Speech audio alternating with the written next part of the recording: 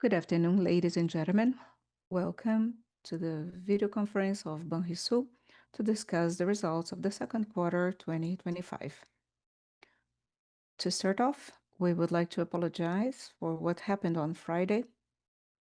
The call was about to be held at 2:30 on Friday, and due to a contingency situation where the event is held at the headquarters, for safety reasons, we had to reschedule the call for today.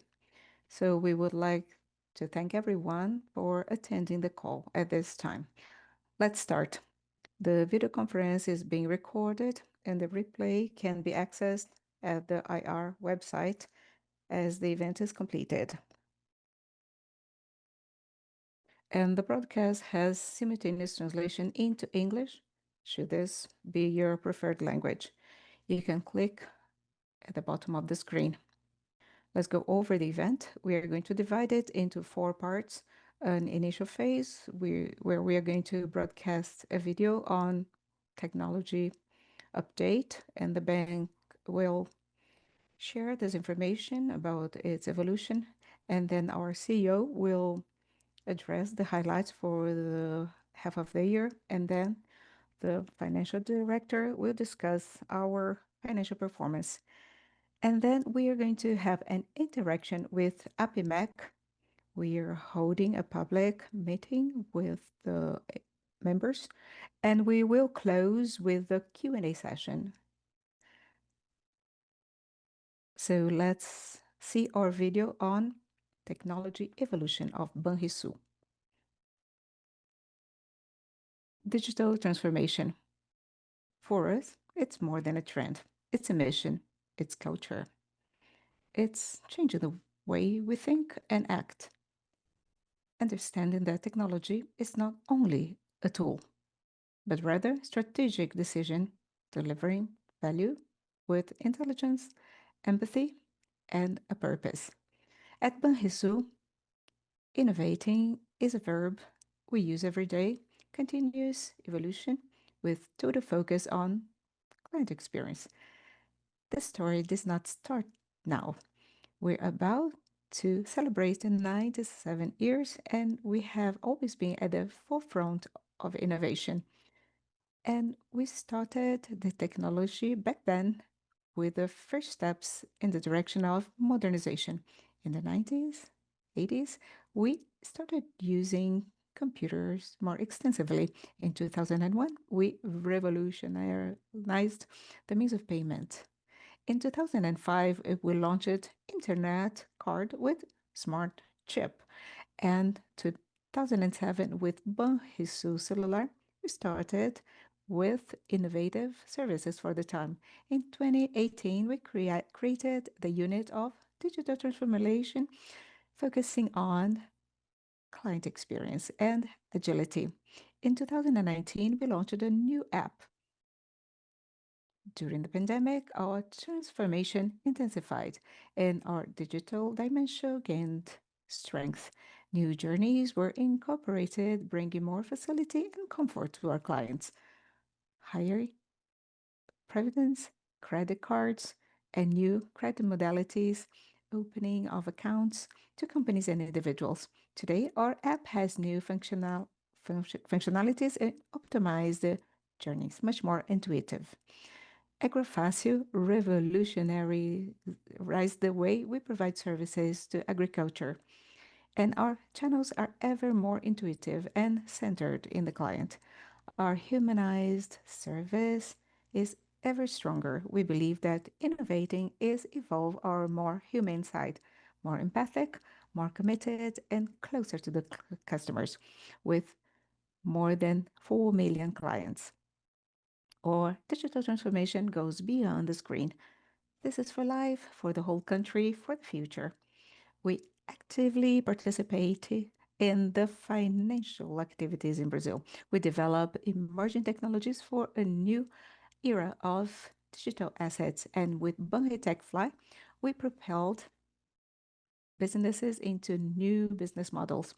The digital transformation moves us to generate structural transformations, not only to evolve the present, but also to bring forward tomorrow and impact positively everybody's lives. Banrisul is the protagonist in the evolution of financial sector, actively contributing to the future every day. Banrisul, a unique bank because it understands you. Very well. I'll turn the call to you, President. The line is yours. The floor is yours. Good afternoon, everyone. It's an honor to see you again. Nathan has already apologized for what happened on Friday. It's an honor to be here with you today to discuss the results of the bank on 18th. I came back after 2 years. After some years, I was away. I don't know if everybody was expecting my return, but here we are. The first contact that we had, we informed the way we would follow, looking for a better mix of the portfolios focused on companies. We understood that we were a bit away from this dimension. And also with a focus on result, as I always say, I like to look at the bank from the viewpoint of results. So we are very happy with the figures we're going to present. We can see that net income amounted to 1619 million, 42% higher than that of last year, and 56% quarter on quarter. Our ROAE surpassed 2-digit. And this is something that we had not reported in the past few years. Our loan portfolio reached 64 billion. Our funding for the first time in our track history surpassed 100 billion.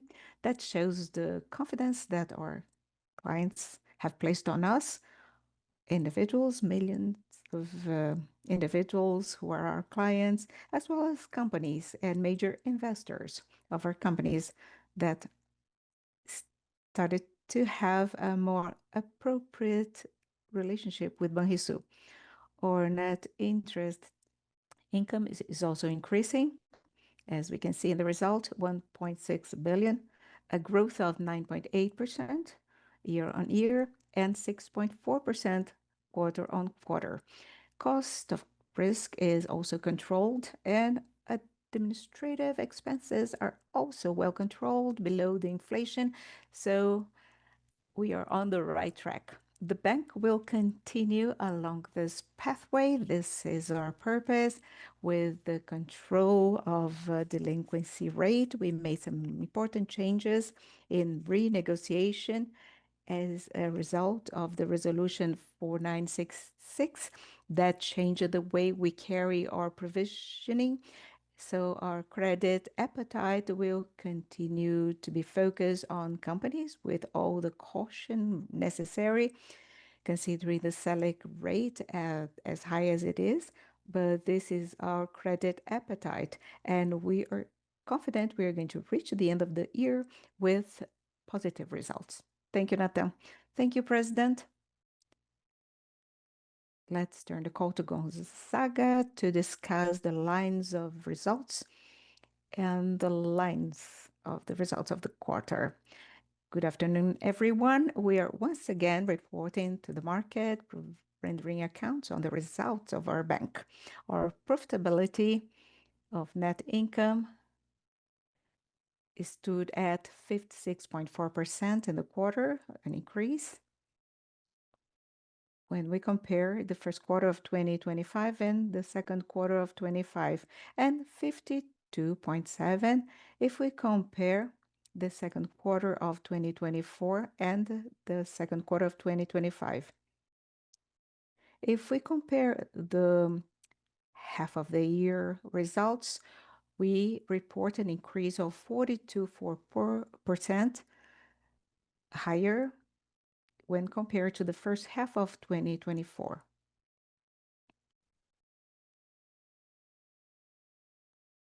So We also had an increase quarter on quarter.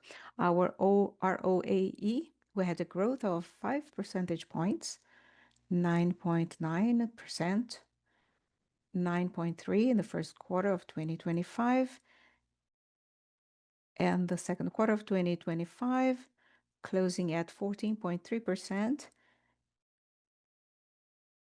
And when compared the year-on-year basis,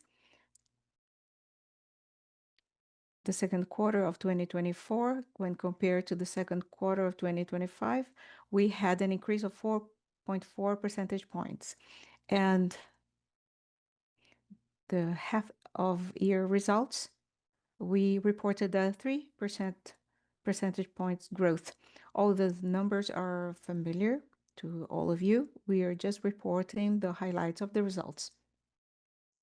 Net interest income.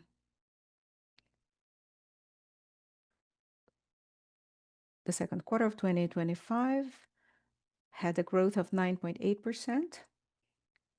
And when we compare to the first quarter of 2025 and the second quarter of 2025, we had an increase of 6.4%. And we ended the first half of 2025 at 3 billion when compared to 2.9 billion in the first half of 2025, a 9.5% of growth. Our loan portfolio reported a growth in the past 12 months of 70%, 54 billion in June 2025 versus June 2025, amounting to 64 million, and a small growth quarter on quarter. If we break down by the portfolios, we can see that payroll loans had a growth, and there was a drop of 2% because there were some credits which were renegotiated. And this is going to be located in other areas. So we had a growth in cards and also personal loans. And there was a growth with those portfolios which are very profitable. As for companies, that has already been mentioned by the president, we had a growth of 5.6% in the quarter. So we can see the credits, auto loans, and other parts that are also included in this line. Conta Única is also performing well. In short, we reached 5.6%. If you look at March 25 and June 25, we can see that there was an increase of 0.9%, but there's also real estate loan and also agro loan. But we have to understand that in that portfolio that is related to companies, we had a good performance in the period and an exceptional performance along the year. So these are the main portfolios that have provided an upgrade in our results. So this also includes small and medium-sized companies. Asset quality, if we look at default ratio, we reached 2.2%, as we can see here. We can see that the one for companies is lower and for individuals it's higher, reaching 2.4%. So 2.2% at the global level and 1.4% for companies in terms of default ratio. Portfolio by stage, the first one reached 93.5%. Our target is 95%. We have been seeking this target. And for stage 2, 1.2%, and stage 3, we stand at 5.3%. So these are our target for those stages in the future. Cover ratio by stage, 1.7% in stage one, 21% stage two, 64.5% in stage three, with a total of 5.3%. In relation to net provision expenses and cost of risk, so it's working like a clock, 1.4% in the second quarter of 2024, 1.5% in the first quarter of 2025, and in the second quarter of 2025, 1.4%.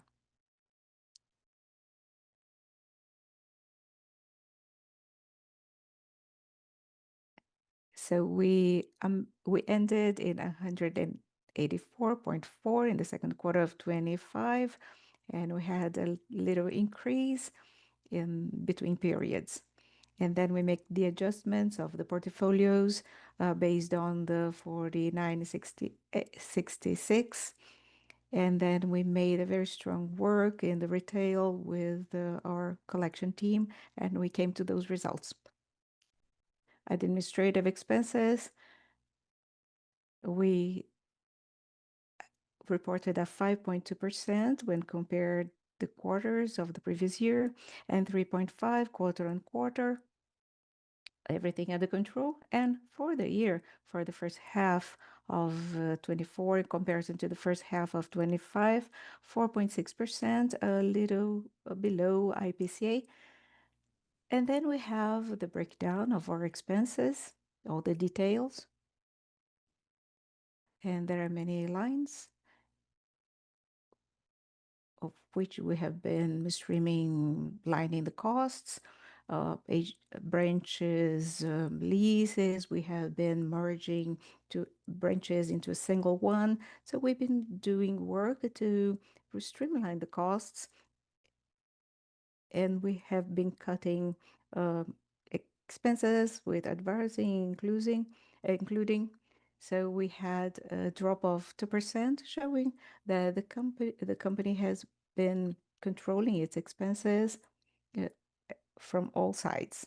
So expenses is something that we have to control. So we have been working hard on the growth of expenses, and we are being very cautious in reducing the expenses. There are some expenses that we cannot reduce, such as the personnel and also collective bargaining. But whenever possible, we will cut expenses. In relation to services and their fees, we would like to share better expense, but there were some cuts defined by the central bank, and the digital banks have also impacted on our results. So we have to play by ear according to the market. We have been doing what is possible, but we cannot define a price if the market will not pay for those prices. So we've been growing at a moderate level in those revenues. And now there is an annual adjustment in August. So there will be an adjustment, and we are going to pass through the IPCA, but there's not much to be expected in terms of growth. So we have been reporting revenues below those who are indexed by Selic. And we have to negotiate how much we're going to charge for the services provided to the client. So this is the moderate growth that we reported in the first half of 24 in comparison to the first half of 25. Our funding, time deposit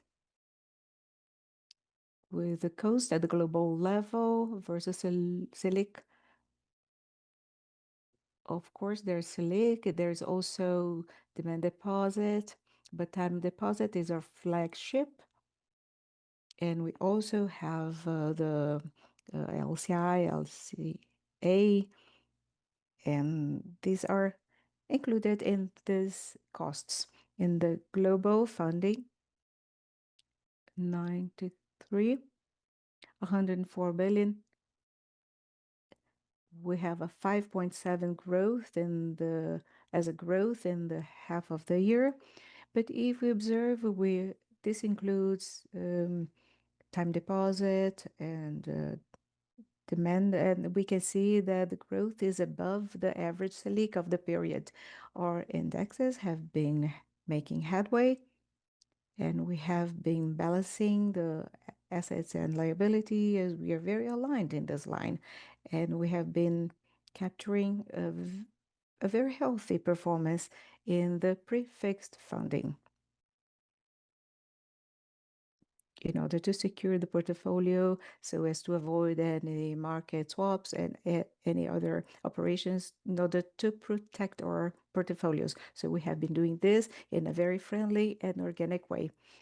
Assets under management, we have reached 19.8 in comparison to the previous year of 17.8. So we have some funds established with the city halls, and this has been a very strong line in the region of Rio Grande do Sul. Our capital, we dropped a little in terms of Basel ratio, and in terms of the Tier 1, we reached 13.3%. We had a capture in subordinated LF. We have a settlement in operation that is going to be held in the beginning of next year, and the material fact has already been disclosed, and the capture will be about 300 million, which is likely to be announced in the market in line with the public caption that ended in August. So these are the numbers as mentioned in the highlights by the president, and we are available if you have any questions. Okay, thank you. Mr. Gonzaga, our CFO. I would now like to bring to our event Sandra Pérez, Director of Relations with Companies and Events of APIMEC. Good afternoon, Sandra. Hello, good afternoon. Good afternoon, everyone. First of all, I would like to congratulate you all on the positive results. In addition to the positive results, we have a long-term partnership with Banrisul and APIMEC Brazil. I would quickly like to discuss what APIMEC is. I would like to talk about APIMEC. I'm not going to take much of your time because we would like to be available for the questions. And we can see that most of the directors are there. So I would also like to congratulate Banrisul because that's an evidence that the bank is saying that it wants to provide more transparency to the numbers. Let me talk about APIMEC Brazil, that was formed by analysts and investment professionals in the capital market in Brazil. It's a bit younger than Banrisul. APIMEC was created in May 18th in Rio de Janeiro. It started as APAMEC and it became one of the oldest entities of the country. And this year, in 2025, it celebrates 55 years. APIMEC Brazil, the company, is responsible for CNPI, which is the Certified of Investment Professionals, and it's also responsible for the regulation of the profession. So that ensures that the technical and ethical standards will strengthen and generate more credibility to the market. APIMEC puts together 7,000 members, and it has more than 1,200 accredited analysts. This is the role of APIMEC. It's fundamental to ensure a good quality analysis, good recommendation, and also a better quality and clarity to the market. And this is the reason why we make partnerships with banks and companies, and we have interactive meetings to provide more clarity to the market. And I'm here today to show that this APIMEC partnership with Banrisul generated good results. And I would also like to congratulate and grant Banrisul with a seal that is approval of this long-term partnership. So this seal of attendance, platinum seal, is a proof that the bank has been holding constant meetings as a way to get closer to analysts and uh, market professionals. And this is a sign that it's been operating aligned with this cooperation, and all the people at the table show this confidence that we can provide to all investors. So I would like to congratulate Fernando Lemos, uh, the CFO, Luis Gonzagas, Veras Motas, and all the IR team, Natan, and all the team on behalf of APIMEC. Once again, congratulations on the results and congratulations, and I hope we can continue with this long-term partnership that we have established with Banrisul. Sandra, thank you very much. Thank you very much for your words. We feel the same on the side of the company. We are very proud of this partnership that we've been having with APIMEC for those 18 years and always improving the mark capital market to provide improvements to our analysts and investors. Thank you very much for your participation. And now we are going to open the Q&A session. And this is a moment where we are going to be available for the market so that they can ask questions about our figures and numbers and about our management. And let me provide you some instructions. If you want to ask a question in audio, press in reaction button. And if your answer is if your question is answered, you can lower your head. Let's start with the first question. Our first question comes from Ricardo Gusping with BTG Pactual. Hello, Ricardo. Hello, Nathan. Hello, everyone. I have two questions on my side. First, could you help me understand which were the factors that played a role in this half of the year? Was there a change in the mix? Was there an additional gain coming from RM, which will not repeat in the future? I would like to understand how we can look at the next quarters. And in relation to the agribusiness, Banrisul grew a lot in the segment of agribusiness, especially in the past 5 years. So there were some highs and lows, some failures in the crops, some variations in the prices of the commodities. And on Friday, a bank made a comment about the more challenging scenario in the agribusiness. Do you see any challenge in the agribusiness portfolio that would increase the risk cost? How do you see this point in relation to the risk presented by agro today? The first question you asked was about the performance of the bank in the result of the second quarter and along the first half of the year. So this is a strategy that we have been implementing since we started in 2023. And our purpose was to make a change in the mix of the portfolios with a firm strategy and well-defined strategy of having more action in the individuals. We have a very good portfolio for individuals. There's still room for improvement. So we made actions to increase the volume of those individual portfolio. We would like to use this space with a credit card, overdraft. We have a flagship product, which is Banricompras. So we made an action in this direction, encouraging the database for predated and installments. So it's a direct competition with Visa and MasterCards.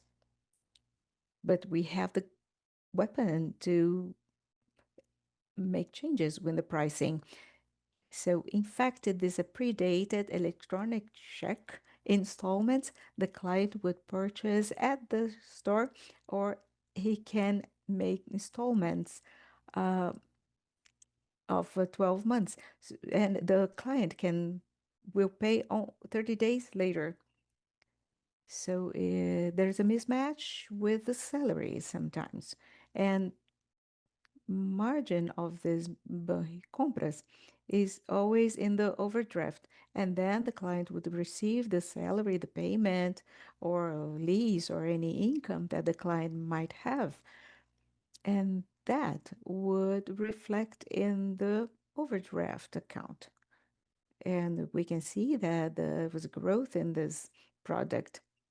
And for companies, on the other hand, which is the corporate account, the debit account, be- since this is an overdraft for the small sized and medium sized companies. So the client would purchase and can pay in 30 or 60 days.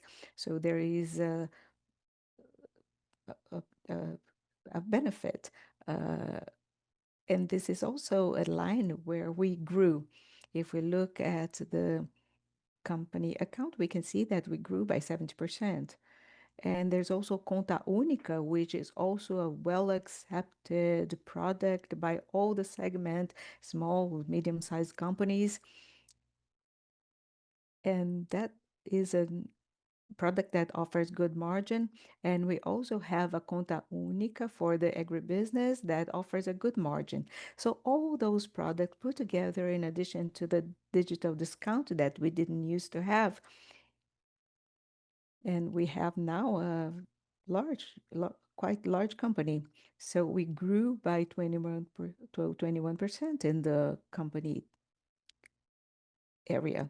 So the set of all those portfolios offers a financial margin that is more favorable as a result of all this work. And so we can see a positive result, and this is likely to continue bringing good results. So this is part of our strategy. We are going to continue doing what is proven to provide results, and we're going to seek our objective.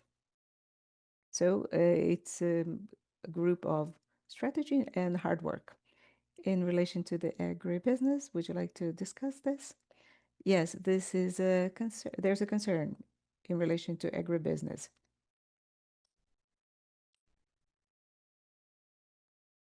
There was a note provided by the central bank, but in Rio Grande do Sul, we have a different characteristic. Even though we had some failures in the crops, we have small farmers and medium-sized farmers, and we work with the small producers that do not have scale for this type of business. So we did what the federal government allowed us, and the state government also provides subsidies to some of the portfolios when the federal government cannot provide the subsidy. So the portfolio is under control, and we are likely to continue like that. We are not likely to have any surprises in this regard. And not to mention that, as I mentioned in the beginning, our agri business was was one of the elements that affected our growth because we do not have a lot of appetite in the portfolio. We have been choosing very carefully the clients. We have been very cautious, and we are extending the periods according to the standards and the regulations. So there were 650 million that came from the government, and those portfolios are going to be extended. We are not in a comfortable situation, but everything is under control. The default rate is likely to reach 0.5%. And this is a result of what we have been working on in order to have a portfolio under control. And this is the situation of agribusiness. I don't know if I answered all your questions because your questions were very complex. Yes, the answers were very clear. Could I ask a follow-up question? What's the sensibility that the bank has in the sensibility that the company has, and what would be the benefits considering the moments of interest rates that we have? Okay, I would need the crystal ball in order to answer your question. So we have to understand the behavior of Selic interest rate behavior.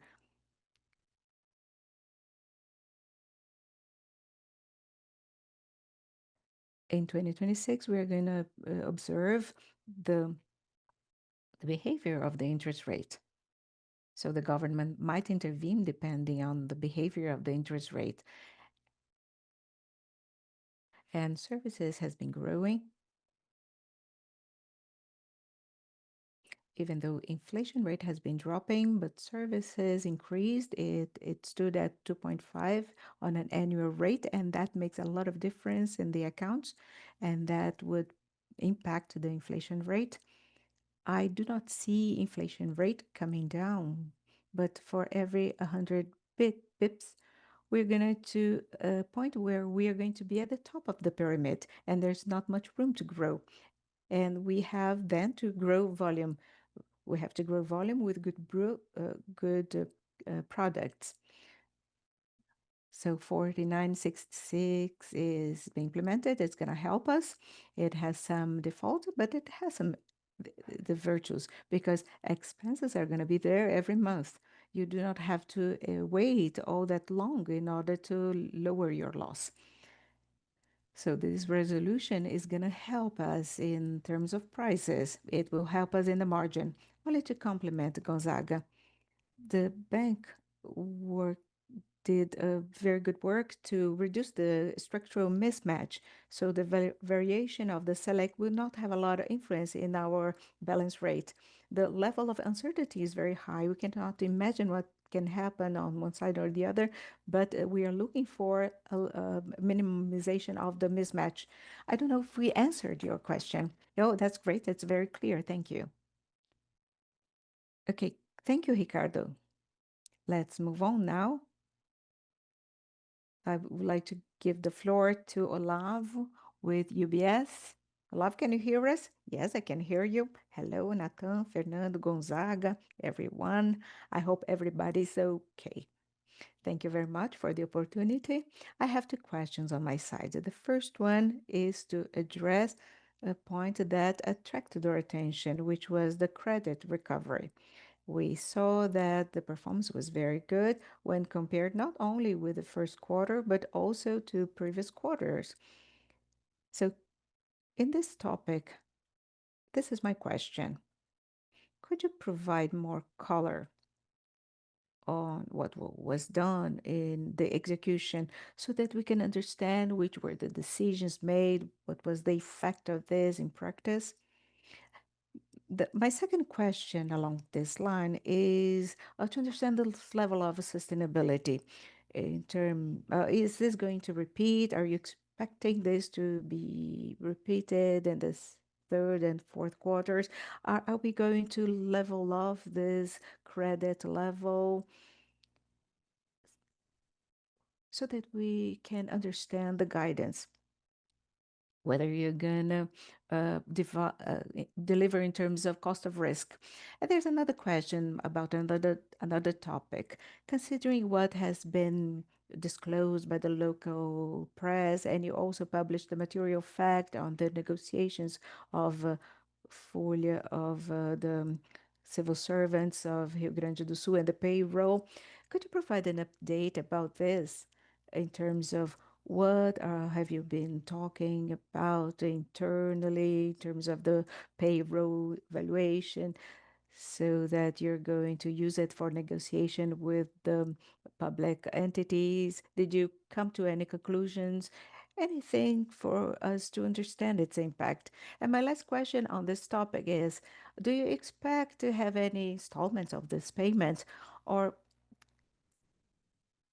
Or are we going to consider a down payment, a single payment that was done like what was done 10 years ago? Thank you, Olavo. Thank all those attending this session. In relation to credit recovery, we did a work based on the changes by Resolution 4966, uh, based on the portfolio management to regulate all the pending operations and also recovery operations which were underway. So we worked with our branches, with our uh, accredited offices for collection. We worked together also with our lawyers, and the result was much better than the average. And what is the perspective for the future? We look at the portfolio and we see that we still have opportunities and room to manage the expenses that can be reduced, considering the changes brought about by 4966. And but that would also include the credits that can be recovered, and they can be in the administrative level or in the judicial level. In relation to the sustainability of the portfolio, based on these changes, based on the resolution I mentioned, everything is in line with what we planned. We were making tests and simulations since the mid of last year, and we still make some adjustments along the first half of the year. And we are undergoing a process of internal maturity because we understand this is a very important product for the bank and it will be monitored from the beginning to the settlement.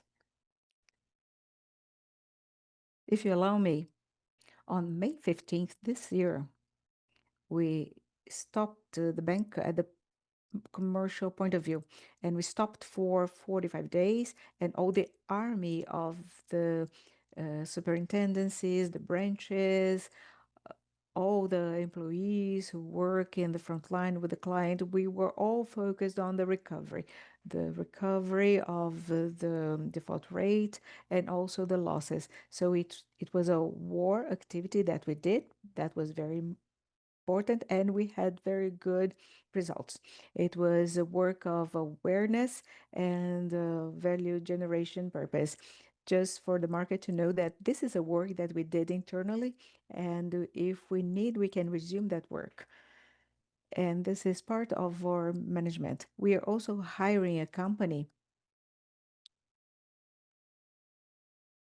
McKinsey. So McKinsey is already working with us at the bank, and it's working hard in the work of value. And we are working on a very important project to remodel all the collection systems using all the technology available and all good practices adopted by the market. That would include the recovery of credit. We are also going to be working with the collection agencies' offices in order to operationalize the collection services. So we are resuming a work that we had already started in 2018 with McKinsey. And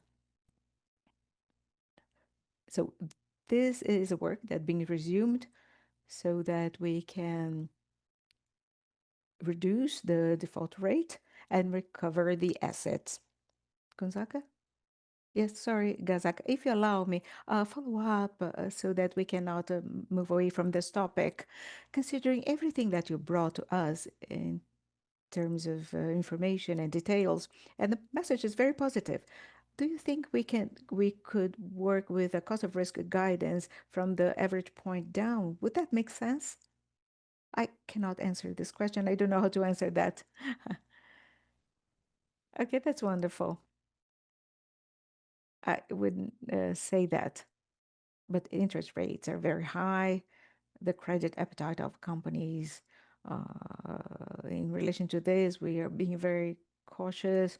We are being very strict in terms of credit. but that's enough. That's a very good contribution. Thank you. Olavo, in terms of credit appetite, we maintain the focus on companies, receivables, operations, and we're very cautious when we evaluate the new opportunities and we add collateral, especially receivables and the receivables of credit card with Banricompras that is transacted through Vero. We modernized our process of our collection portfolio with new platforms, new tools, so that we can have receivables from companies inside the bank.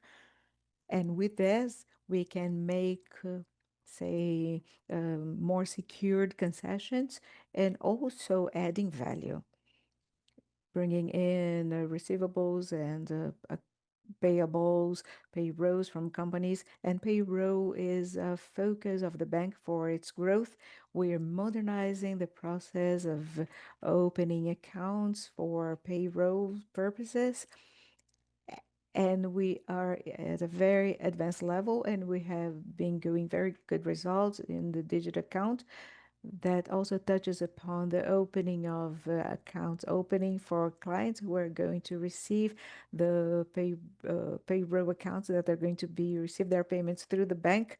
So all those activities focused on loans are centered on receivables, and especially we are massifying the loan both in for individuals and for companies using the commercial portfolio. And as we mentioned last year, we are going to grow a lot in the credit of secured operations. And the numbers show that we had a growth in companies of 21%, and this growth was a result of the digital discount, the Conta Única, and also other working capital with secured by the receivables and the foreign exchange focused on ACC and ACE operations who are secured by the exports contract. So this is our purpose when we look at the credit appetite. Okay. Let's talk about payroll. The Secretary of Finance made a statement when he mentioned the law of the budget of the state. And in the budget document, it was informed 1,250,000,000 of intentions to sell the payroll, so as to say. But this is a situation that is not easy because it's not easy to buy a payroll today. So there's a very important paradigm, which is the payroll of the union.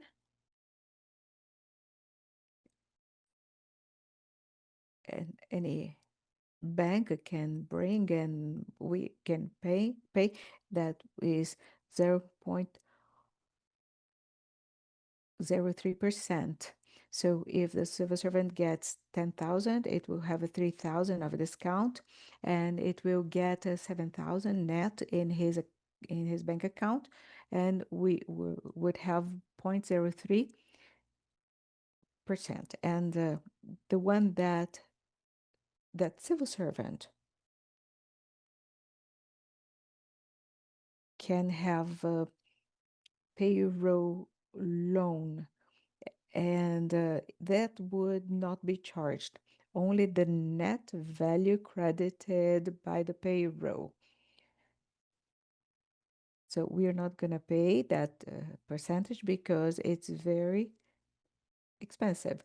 And we have to remove the risk of portability because it's a long-term business. So we have to remove the risks related to the accounting. So there were 306,000 civil servants in 2016, and now we have 294,000 civil servants who are registered by the state. So we may have some negotiation to anticipate to the state, but then that would be a business. So if I want to anticipate your working cash flow, that's a business we can do. So let's say that a PCA can be transferred to the civil servants along the year. If they want to have an anticipation, we can do that. But then we are talking about another business because it's an obligation that we have, which is different from the other business.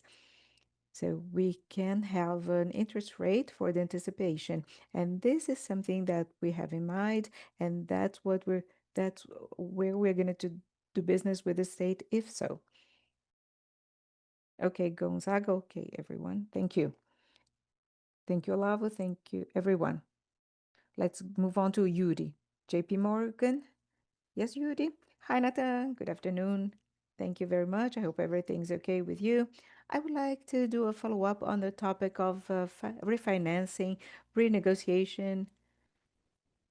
We understand they are all different operations, but it's very difficult for me to find those numbers in the release. So I would like to have some information from you, how the portfolios stand, especially the portfolio which is being refinanced by law, especially in the agribusiness. So if you could understand the size and the speed of business, that would be interesting. I would like to ask another question about new products.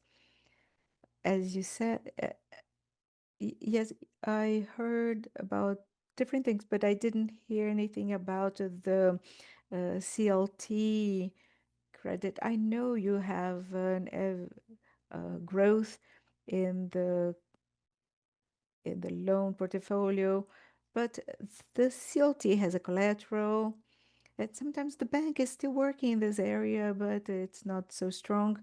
So could you talk about the private loan portfolio? And if you could also mention the problems related to the product. Hi, Yuri. In relation to the private loan portfolio, we have been operating with this.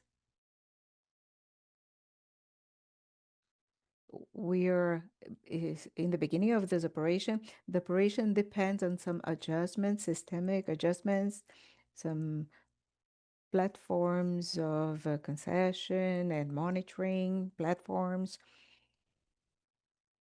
especially settlements that would involve the bank and also the Caixa Econômica Federal. Uh,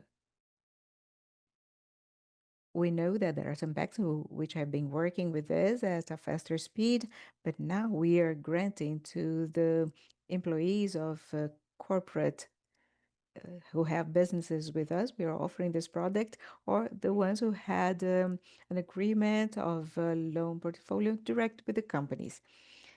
So we are looking at that. We little by little we are doing it cautiously. We are trying to understand the product and especially understand how the digital platforms would work. We have a very positive expectation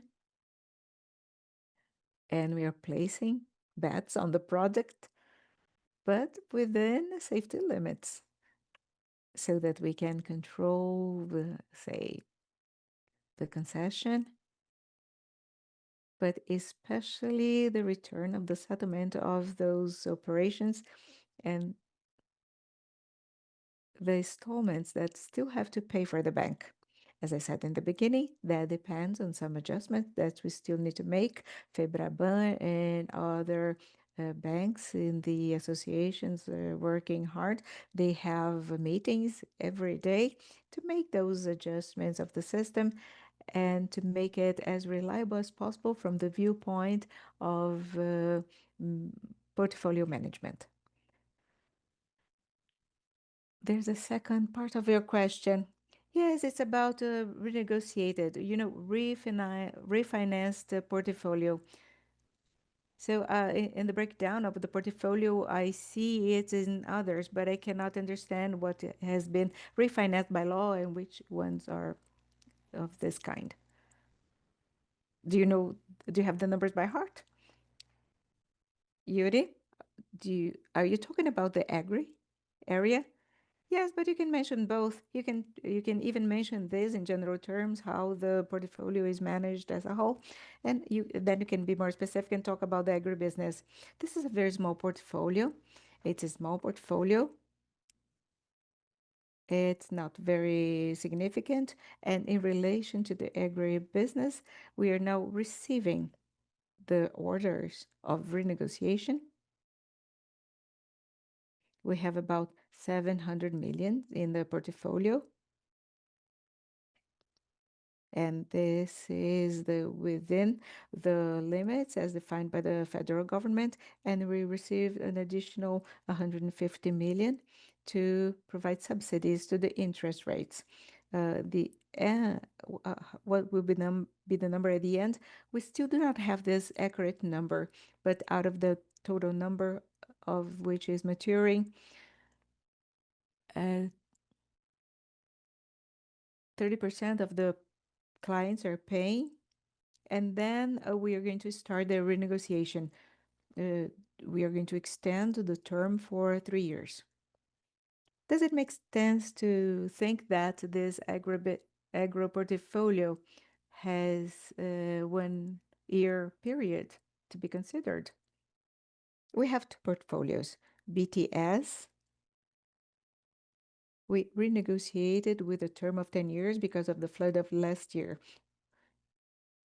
So about 850 million in the portfolio.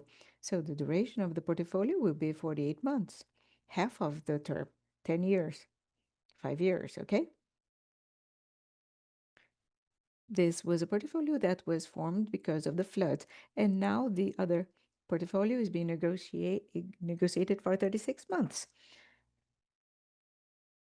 So in this portfolio, we estimate, so we are talking about 700 billion that came from the federal government, which is the grant for the adjustment, and 150 million from the state with the balancing. But everything has a term of 36 months. So it's half of the term of portfolio with this duration. For the rural area, it's likely to reach 1 billion real that is going to be renegotiated, maybe a little bit more. So let's see the new maturity dates that are out there. Okay, great. Thank you very much. Thank you. Thank you very much, Yuri. And with this, we end our call for the second quarter of this year. I would like to thank everybody's participation. And our RI team is available should you have any other questions. Thank you very much and see you next time.